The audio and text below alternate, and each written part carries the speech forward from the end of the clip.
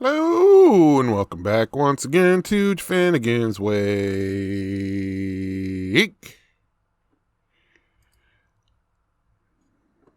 No, I'm sorry, Infinite Jeff. Page 324.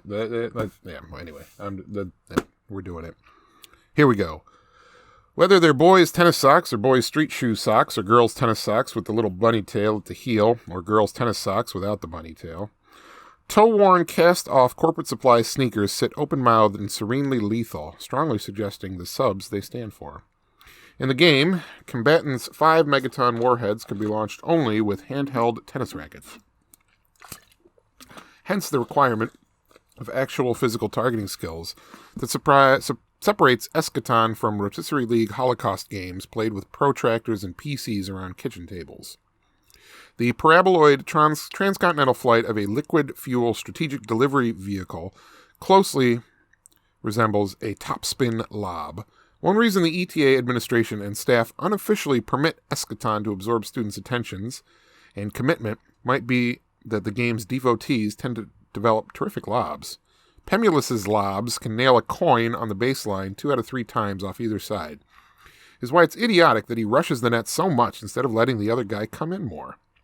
Warheads can be launched independently or packed into an intricately knotted athletic supporter designed to open out in mid-flight and release multiple independent reentry vehicles, MIRVs.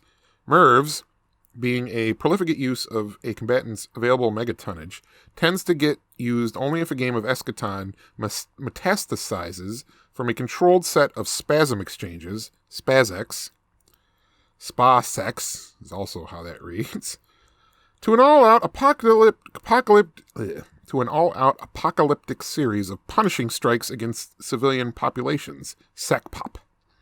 Few combatants will go to SACPOP unless compelled by the remorseless logic of game theory, since SACPOP exchanges usually end up costing both combatants so many points they're eliminated from further contention.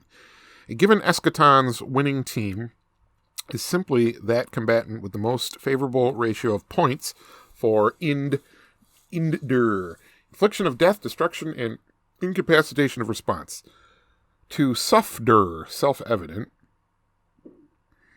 the suffering of death, destruction, and incapacitation of response, in case it wasn't self-evident in me reading this, through the assignment of points values for each combatant's shirts, towels, shorts, armbands, socks, and shoes is strategically icky. Plus, there are also widely involved corrections for initial megatonnage, population density, land, sea, air delivery distributions, and EM pulse, it's electromagnetic, EM pulse resistant civil defense expenditures, so that the official victor takes 3 hours of endostat number crunching and at least 4 Motrin for Otis P. Lord to confirm. Another reason why each year's master statistician has to be a special combination of tech wonk and compulsive is that the Baroque apparatus of each Eschaton has to be worked out in advance and then sold to a kind of immature and easily bored community of world leaders. A quorum of the day's combatants has to endorse a particular simulated world situation as lords stayed up well past several bedtimes to develop it.